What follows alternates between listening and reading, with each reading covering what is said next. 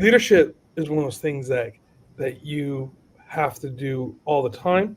And then on the other side of it too is, I know we didn't really get into it today much, but also to be and learn this in the military. To learn to be a good leader, you also have to learn how to, when it's time for you to step back and be a follower. And that's something that, there are times when you go, okay, I'm not the guy, I'm not the decision maker today, right? I'm not the person. So, for instance, like when IEM is a good example of it, being on the board, I can say my piece, right? And then when the decision is made, you go, okay, and then you go along with that decision because there's been a lot of thought process put into it. Leadership isn't being subversive, right? Isn't saying I disagree with this decision, so now I'm going to submarine it everywhere I go. That's not leadership.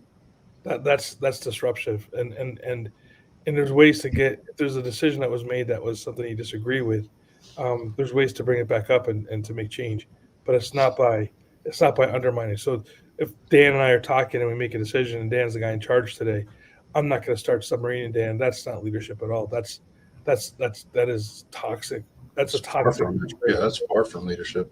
Hmm. It doesn't do anything. It doesn't build a relationship between Dan and I, and it doesn't build trust between the organization, you, and the organization. It doesn't build trust between other people in that organization because they don't know if you're going to submarine them.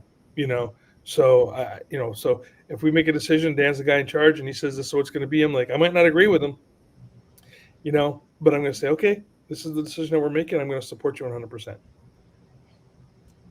Yep. You know, It just good. I mean, the different complexities that go along with it. It also boils down to attitude and personality, and your level of passion and investment that you have in the whole process. Right. The last thing you want to do, even if you feel like it, is to undermine somebody publicly. You know, if you disagree with them, you want to have that conversation offline. That's do it. But publicly, you support, you endorse, you keep your mouth shut if you have to.